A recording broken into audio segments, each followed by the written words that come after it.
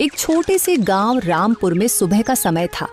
घर के आंगन में शांति देवी अकेली बैठी बड़बड़ा रही थी।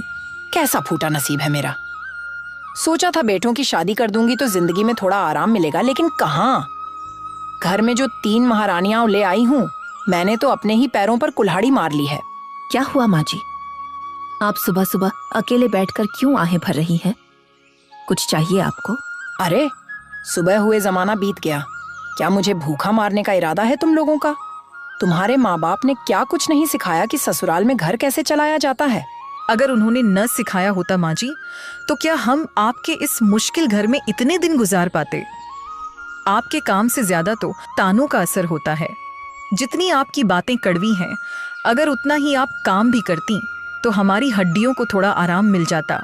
तुम तो दिन भर यूं ही घूमती रहती हो।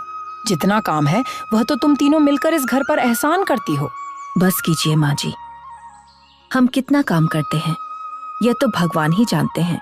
सुबह हुए इतनी देर हो गई, अभी तक मेरे कमरे में नाश्ता क्यों नहीं आया? नाश्ता आएगा कैसे माँ जी? रात में आपके बेटों ने कोई सामान ही नहीं लाया। सामान नहीं होगा तो क्या हम हवा से नाश्ता बना देंगे? सुनो, मेरे बेटों की किस्मत ही खराब है जो ऐसी जगह शादी कर दी। किस घर से उन्हें अपने व्यापार के लिए मदद मिलेगी? तुम्हारे बाप भाई तो सिर्फ तुम्हारी ही चिंता करेंगे, उन्हें हमारे घर की क्या परवाह। आपकी बातें अब हद से ज्यादा हो रही हैं माँ जी। छोड़ो राधा, क्या करें, माँ जी ने ही हमें सुनने पर मजबूर कर दिया है।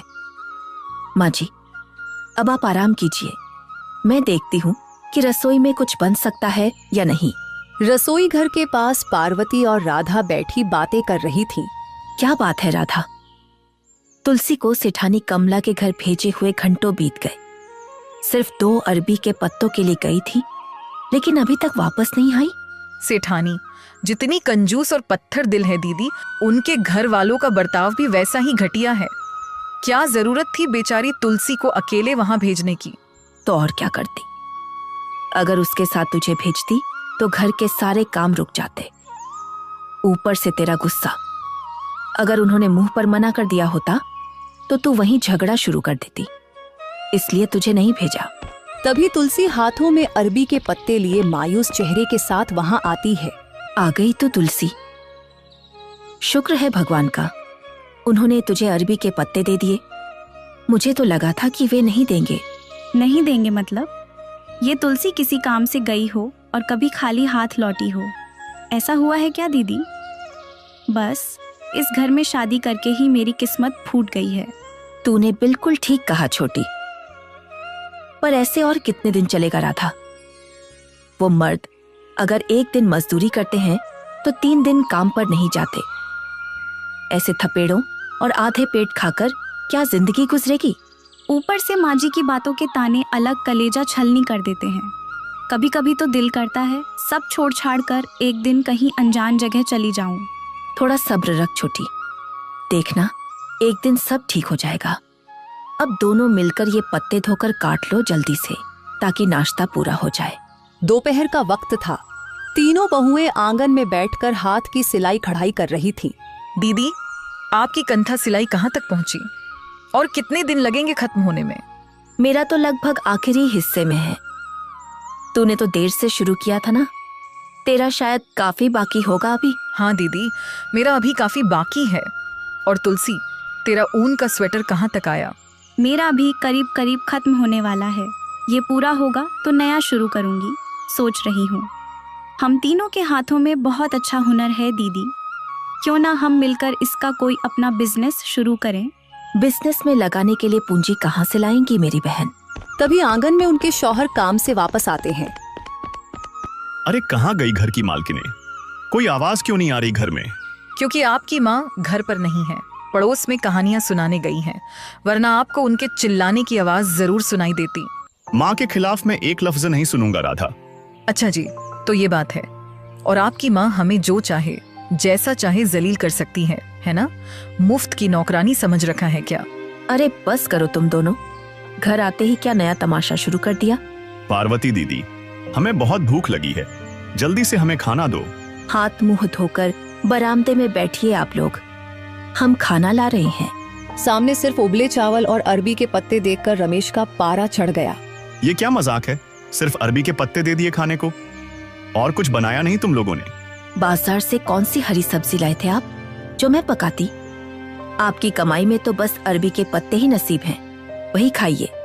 ज्यादा शोर मत कीजिए वरना ये निवाला भी छीन लूंगी। परसों ही तो मैं झोला भरकर सामान लाया था, वो सब कहाँ गया? सामान लाकर क्या हमने उसे घर की अलमारी में सजा कर रखा था? तू चुप कर तुलसी, बात मत बढ़ा। रात में आप लोग बाजार से ले आइएगा, अभी सब ठीक से खा लीजिए। जंगल की तरफ तीनों बहुएं सूखे पत्ते और लकड़ियां इकट्ठा कर रही थीं। झाड़ू तो ले आई हूँ दीदी, लेकिन इतने सारे पत्ते इकट्ठा करके उस अज़ाब घर में कैसे ले जाएंगे? उसकी चिंता तू मत कर रहा था। मैं और तुलसी सारे पत्ते एक जगह इकट्ठा करके ढेर बना देंगे। कल सुबह टोकरी लाकर सब उठा लेंगे। अभी जलाने के लिए कुछ सूखी लकड़ियां काट लेती हूँ। चूल्हा जलाने का भी इंतजाम करना पड़ेगा ना, 2 दिन के लिए। इस ससुराल में आकर हमारी सांसें ही घुट गई हैं दीदी। औरतों के काम तो करते ही हैं, साथ ही मर्दों के हिस्से का बोझ भी हमें ही उठाना पड़ता है। ऊपर से माँ जी की जहर भरी बातें सुइयों की तरह चुभती हैं। क्या करें बता छोटी, हम गरीब बाप की बेटियां हैं। अगर ससुराल छोड़कर मायके जाएंगे तो वहां भी हमारा कोई ठिकाना नहीं है। इसी वजह से सब सहते हैं हम, नहीं तो कब का ये नरक छोड़कर चले गए होते। छोड़ न बहन, रोने से सिर्फ दिल भारी होता है। चलो अपना काम खत्म करें। दीदी, आज मुझसे और एक तिनका भी नहीं उठेगा। दिन भर धुएं और आग के सामने बैठकर मेरा पूरा शरीर टूट रहा है। मेरी भी हालत खराब है दीदी। दोपहर में जो थोड़ा बहुत अनाज था वो सब इन मर्दों को खिला दिया। हमने तो ठीक से एक निवाला भी नहीं खाया। अगर तुम दोनों को इतनी तकलीफ हो रही है तो चलो आज वापस चलते हैं, कल आकर बाकी लकड़ियां ले जाएंगे। दीदी, इस चंदन वन के रास्ते में जो एक टूटा फूटा पुराना घर है वो किसका है? पता नहीं मेरी बहन, जिसका भी घर हो हमें उससे क्या मतलब। चलो अब वापस चलते हैं। शाम का वक्त था। घर वापस आकर रसोई घर का काम शुरू हुआ। तुलसी, थोड़ा हाथ जल्दी चला। तेरे जेठ जी और बाकी सब अभी बाजार से सामान लेकर आते ही होंगे। जी दीदी, जल्दी जल्दी सब कर लेती हूँ। बस ये कुछ बर्तन धोने हैं, ज्यादा वक्त नहीं लगेगा। घर के डिब्बे में थोड़े से चावल बचे हैं दीदी, आज की रात किसी तरह निकल जाएगी। मैं चावल चूल्हे पर चढ़ा दूं? हाँ राधा, चावल पककर तैयार रहेंगे तो जब वो सब्जी लाएंगे मैं तुरंत बना लूंगी। और हाँ, चावल में कुछ आलू भी उबलने के लिए डाल देना। क्यों दीदी, फिर से आलू उबालने हैं? इन लोगों का कुछ भरोसा नहीं, क्या पता बाजार गए बिना ही लौट आए। तब रात को आलू उबालकर उसी के साथ चावल खा लेंगे। न लाएं सामान, भूखे रहें, मुझे क्या। आप इन लोगों की इतनी चिंता मत किया करें दीदी। ऐसे कहने से घर नहीं चलता छोटी, इस घर की जिम्मेदारी आखिर हमें ही निभानी पड़ती है। कुछ देर बाद रमेश अपने भाइयों के साथ घर आया। ये लो दीदी, इस लिफाफे में थोड़ी मसूर की दाल है। रात के लिए बस दाल और आलू उबाल लो तुम तीनों। ये क्या है जी, बस इतनी सी दाल लेकर आ गए? बाजार से कोई सब्जी नहीं लाए?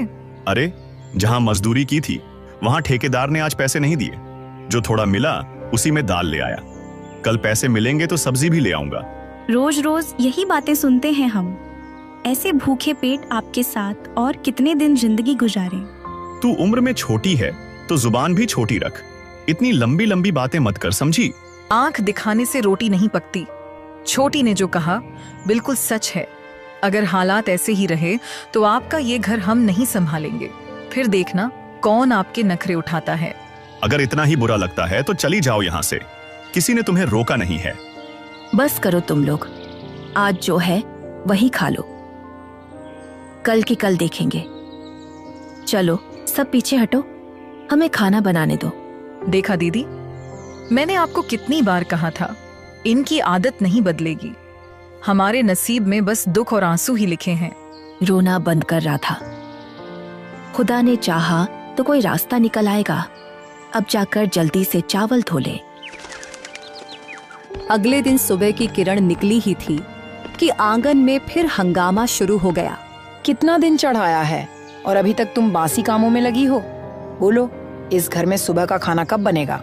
आपके बेटों ने कौन सा 56 भोग और शाही पकवान लाकर दिया है जो मैं आपके लिए ताजा खाना बनाकर लाऊं? बेटों को तो आलसी और निकम्मा बना दिया है आपने, और हमें यहाँ बड़ी बड़ी बातें सुनाने आ गई हैं। तेरी हिम्मत तो देख राधा, मेरे ही मुंह पर मुझसे बहस करती है और मेरे बेटों को बदनाम करती है। रहने दो राधा, चुप हो जाओ, बात को आगे मत बढ़ाओ। आप चुप रहिए दीदी, इनको आप जैसी सीधी सादी बहू मिल गई है, इसीलिए जो मन में आता है कह देती हैं और आप चुपचाप सह लेती हैं। इन लोगों को 3 वक्त का खाना भी हजम नहीं होता जब तक मुझसे झगड़ा ना कर लें। क्यों बेवजह का झगड़ा खड़ा करती हो तुम लोग? मैं कहाँ आपसे झगड़ा करती हूँ माँ जी, आप ही घर में आग लगाती हैं। अच्छा, तो मैं घर जलाती हूँ? मैं आज के बाद इस घर में नहीं रहूंगी। तुम लोग रहो इस महल में, मैं आज ही चली जाऊंगी। क्या हुआ माँ, आप सुबह सुबह ऐसी बातें क्यों कर रही हैं? बेटा, अपनी इन बीवियों के तेवर देख। मैं कहती हूँ अब इनके साथ मेरा गुजारा एक पल भी नहीं होगा। मैं ये घर छोड़कर जा रही हूँ। तुम लोग अपनी बीवियों के साथ आराम से रहो। आप क्यों जाएंगी माँ? ये आपका घर है। अगर किसी को जाना है तो ये तीनों बीवियां जाएंगी इस घर से। ठीक है, सुनिए जी, तो हम ही चले जाते हैं। आप लोग बसाइए अपना आशियाना। राधा, तुलसी, उठाओ अपनी चटाई और चलो यहाँ से। इस बेगैरत घर में अब एक लंबी सांस भी नहीं लेना। आधा पेट खाकर ये ताने सहने से लाख गुना बेहतर है कि हम जहाँ जाएं वहीं अपना रास्ता बना लें। जाओ जाओ, दरवाजा खुला है, तुम्हें रोकने वाला कौन है? तीनों बहुएं बिना पीछे मुड़े उस घर की दहलीज पार कर गईं। चलते चलते वे चंदन वन के उस टूटे फूटे सुनसान मकान के पास पहुंची। दीदी, हम इस वीरान घर में तो आ गए हैं, लेकिन अगर ये किसी का हुआ और उसने हमें चोर समझ लिया तो क्या होगा? तो हर बात पर इतना डरती क्यों है? जब यहाँ तक आ ही गए हैं तो देख लेते हैं कि घर में कोई है या नहीं। सच कहूँ तो मुझे भी थोड़ी घबराहट हो रही है। डरने की क्या बात है दीदी, हम एक दूसरे के साथ हैं ना। रुकिए, मैं आवाज लगाती हूँ जोर से। घर में कोई है? हम बहुत मुसीबत में हैं, क्या हमें थोड़ी मदद मिल सकती है? अंदर से एक बेहद शरीफ और बूढ़े व्यक्ति दीनानाथ, रामू काका, बाहर आए। कौन हो तुम लोग और इस सुनसान जंगल में तुम्हें क्या चाहिए बेटा? काका, हम बहुत बेसहारा हो गए हैं। हमारे शौहरों ने हमें घर से निकाल दिया है। हमारा ना मायका रहा ना ससुराल। अगर आप हमें यहाँ 2 गज जगह दे दें तो हम आपका बहुत एहसान मानेंगे। हम मुफ्त में नहीं खाएंगे, दिन रात मेहनत करके अपना गुजारा खुद करेंगे। जब तुमने मुझे काका कह ही दिया तो अब मैं तुम्हें कैसे ठुकरा सकता हूँ बेटी। इस दुनिया में मेरा भी कोई अपना नहीं बचा। मेरी पत्नी पिछले हफ्ते गुजर गई। तुम लोग यहाँ मेरे साथ रहोगी तो इस सूने घर में फिर से रौनक आ जाएगी बेटा। काका, आपका ये बड़ा दिल और एहसान हम कभी नहीं भूलेंगे। आज से तुम तीनों मेरी अपनी बेटियां हो। जाओ, इस घर को अपना घर समझो और यहीं अपना नया आशियाना बसाओ। मेरा यकीन मानो, तुम्हारे पति अपनी गलती जरूर समझेंगे और तुम्हें लेने आएंगे। काका, उस नरक जैसे घर में तो हम अब भूल कर भी वापस नहीं जाना चाहते। अच्छा, ठीक है ठीक है, अब अंदर जाकर थोड़ी थकान दूर कर लो। जाओ, कमरे में जाकर आराम करो। जी काका, हम थोड़ी देर में दोपहर का खाना बना लेते हैं। पर दीदी, घर में तो एक दाना भी सब्जी का नहीं है, क्या पकाऊं? बेटी, तुम लोग ऐसा करो, घर के पिछवाड़े में जाओ। वहां मिट्टी के पास कुछ कच्चे अरबी के पौधे और साग लगे हैं, वहीं से तोड़ लाओ और आज के लिए बना लो। ठीक है काका, मैं अभी रसोई में देखती हूँ क्या बन सकता है। आज तो जैसे तैसे अरबी का साग और पिसा हुआ मसाला चला लिया दीदी, लेकिन कल क्या करेंगे?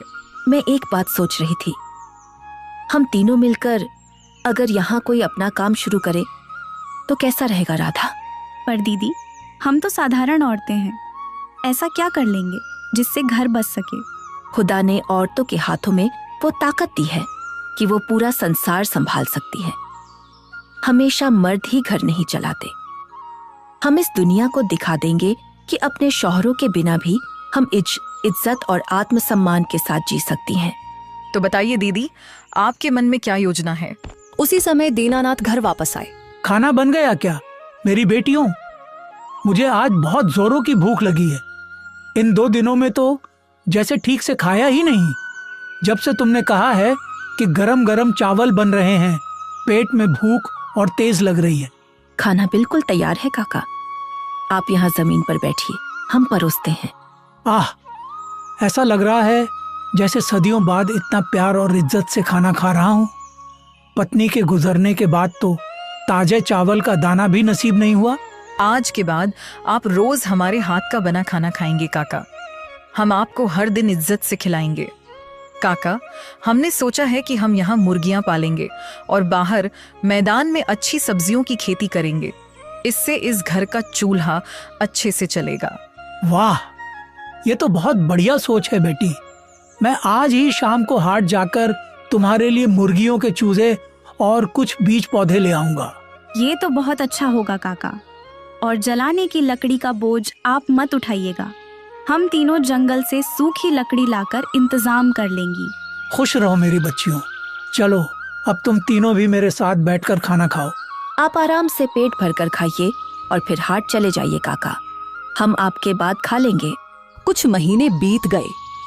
तीनों औरतों की मेहनत ने उस बंजर जमीन को जैसे सोना उगलने पर मजबूर कर दिया। देख रहा था इन पौधों पर कितने सुंदर लाल टमाटर लगे हैं। कुछ ही दिनों में हम इन्हें बाजार में बेच पाएंगे। सच दीदी। और जो छोटे बैंगन के बीज मैंने लगाए थे, उनमें तो बड़े बड़े बैंगन निकल आए हैं। सुना है इन दिनों शहर में बैंगन की अच्छी कीमत मिल रही है, इसलिए मैं उनकी खास देखभाल कर रही हूँ। और जो मैंने पीले कद्दू की बेल लगाई थी, उस पर भी मीठे कद्दू आने लगे हैं दीदी। कुछ दिनों में उन्हें भी काका के हाथों मंडी भेज देंगे। देखा राधा, मैंने कहा था ना, अब हमारे उन बुरे दिनों का अंत हो गया है। लेकिन उन लोगों की उस घर की बहुत याद आती है दीदी। पता नहीं वो लोग कैसे होंगे, क्या खाते होंगे। तू उन्हें अपने मन से निकाल दे। जो पति अपनी पत्नियों को संभाल नहीं सके, वो हमारे बिना भी ठीक ही रह रहे होंगे। और जब उन्हें हमारी अहमियत समझ आएगी तो खुद ही हमें मनाने आएंगे। अरे ओ बेटियों, एक खुशखबरी है। तुम्हारी मुर्गियों ने अंडे देना शुरू कर दिया है। अरे वाह काका, सच में? फिर तो बहुत अच्छा हो गया। हम इन अंडों से और चूजे निकालकर बड़ा मुर्गी खाना बनाएंगे और उन्हें बाजार में बेचेंगे। हाँ मेरी बेटी, अब हमारी और इस टूटे फूटे घर की किस्मत बदल चुकी है। तुम तीनों के मेहनती हाथों ने इस सूनी जमीन को हरा भरा कर दिया है। अगले दिन सुबह काका, आपके लिए चावल उबाल दिए हैं। आपने खाना खाया? नहीं बेटी, तुम तीनों के बिना निवाला गले से कैसे उतरेगा, इसलिए तुम्हें बुलाने आया था। मैं तो अपनी बेटियों के साथ ही खाना खाऊंगा। आप ना होते तो इस बेरहम दुनिया में हमारा क्या होता काका? ऊपर वाला हर किसी की किस्मत कहीं ना कहीं संवार देता है। बेटी, अब पुरानी बातें भूल कर बैठो और खाना खाओ। मुझे मंडी से कुछ सामान लाने जाना है। बाजार जाने की तैयारी शुरू हो गई। मेरा तो काम हो गया दीदी। ये लाल टमाटर मैंने टोकरी में बांध दिए हैं और छोटे बैंगन अलग रख दिए हैं। बहुत बढ़िया। मैं कद्दू को बोरी में बांध देती हूँ और जो मुर्गियाँ बेचने लायक हो गई हैं, उन्हें पिंजरे में रख देती हूँ। ठीक है दीदी, हमने सारी मेहनत की फसल अलग अलग तैयार कर ली है। लेकिन एक बात समझ नहीं आ रही, इतना सारा सामान काका अकेले कैसे ले जाएंगे? मैं भी यही सोच रही थी। तुम तीनों को घबराने की जरूरत नहीं मेरी बच्चियों। मैं पहले ही समझता था ये सब, इसलिए मैं पास के गांव वाले भोलू को उसकी बैलगाड़ी लेकर आने को बोल आया हूँ। पूरा सामान उस बैलगाड़ी में भरकर सुकून से बेच आएंगे। तो हमारा तो सारा काम निकल चुका है काका। भोलू की बैलगाड़ी आते ही हम सारा बोझ उसमें रख देंगी। गाड़ी आने पर ये मुर्गी आमोम और अंडे सबसे पहले दे आइएगा मार्केट में। तो हमारा सारा काम निकल चुका है काका। भोलू की बैलगाड़ी आते ही हम सारा सामान उसमें रख देंगे। गाड़ी आने पर ये मुर्गियाओं और अंडे सबसे पहले बाजार में दे आइएगा। ठीक है बेटी, मैं निकलता हूँ, वरना शहर में देर हो जाएगी। अकेले घर में तीनों बहुएं चैन की सांस ले रही थीं। कितने अरसे बाद इस सीने में शांति आई है दीदी। ऐसा लगता है जैसे जमाने गुजर गए हों, बिना बेइज्जती सुने खाना खाए हुए। तू बिल्कुल सच कहती है। वहां तो ससुराल वालों ने हमारी नस नस निचोड़ ली थी। एक तरफ माँ जी की कड़वी जबान चुप होने का नाम नहीं लेती थी और दूसरी तरफ उनके बेटे हमें 2 वक्त की रोटी के लिए तरसाते थे। पर फिर भी राधा, मुझे पता नहीं उन निकम्मों पर तरस क्यों आ रहा है। काका कहाँ गए हैं दीदी? सुबह से उनकी झलक भी नजर नहीं आई। मुझे थोड़ी अजीब सी चिंता हो रही है। अरे काका तो मुझे भी नहीं दिखे, बिना बताए कहीं निकल गए हैं वो। तभी बाहर आंगन में कदमों की आहट सुनाई दी। तीनों घबरा कर बाहर निकली। वहां दीनानाथ काका खड़े थे और उनके ठीक पीछे रमेश, उसके भाई और शांति देवी सिर झुकाए अश्क भरी आंखों के साथ खड़े थे। उनके कपड़े फटे हुए थे और चेहरों पर गरीबी की मार साफ झलक रही थी। ये क्या? काका, आप इन सब लोगों को यहाँ जंगल में क्यों ले आए? क्या तुम लोग जिंदगी भर हमारी इन नापाक गलतियों की सजा देते रहोगे? गुस्सा होने का तो आपने कोई मौका ही नहीं छोड़ा। सुनिए जी, आप लोगों ने हमारी मासूम जिंदगी को मिट्टी में मिला दिया था, इसलिए हम अपनी इज्जत बचाने यहाँ भाग आए थे। हम उस नरक जैसे घर में आखिरी सांस लेने भी वापस नहीं जाना चाहते। अरे हम तुम्हें वापस ले जाने नहीं बल्कि खुद पनाह मांगने आए हैं। हमारा सब कुछ मिट चुका है, बर्बाद हो गया है। मुझे, मेरी बच्चियों, मुझे दिलो जान से माफ कर दो। गरीबी इंसान का दीन ईमान सब छीन लेती है, ये बात सच है बेटी। घर में रोटी नहीं थी, इसलिए दुख की मारी मेरी जबान जहर उगलने लगी थी। तुम तीनों के साथ मैंने बहुत बड़ा पाप किया है। तुम चाहो तो मुझे इस जंगल में मार डालो। दीदी, हम दिन रात मजदूरी कर रहे थे, लेकिन जो कमाई होती वो सीधे सरपंच के कर्ज चुकाने में चली जाती। हमारे पिताजी जो जमीन गिरवी रख गए थे वो नीलाम हो गई और उस जालिम सरपंच ने हमें गर्दन पकड़कर घर से बाहर निकाल दिया। हम रास्ते में भिखारी बन गए थे। फिर वहीं काका जी मिले और हमें यहाँ सहारा देकर ले आए। अरे बच्चियों, मेरी जमीन और मेरा दिल दोनों अब इस नए परिवार से भर गए हैं। मैं बूढ़ा होकर अकेला पड़ जाता हूँ बेटी। ये लोग साथ रहेंगे तो मेहनत करके मिट्टी से भी सोना निकाल लेंगे। अब मुझे अकेलापन नहीं सताएगा। पर काका, इन्हें तो मेहनत का कोई अनुभव ही नहीं है। ये आलसी लोग इस खेत में कैसे काम करेंगे? अब ऐसी लापरवाही नहीं होगी पार्वती। पार्वती, तुम तीनों घर और हमारे इस नए मुर्गी खाने की जिम्मेदारी संभालना और हम तीनों भाई खून पसीना एक करके पूरे मैदान की जमीन में फसल उगाएंगे। और इस तरह उनकी सारी दूरियां एक नए रास्ते पर आकर खत्म हुई।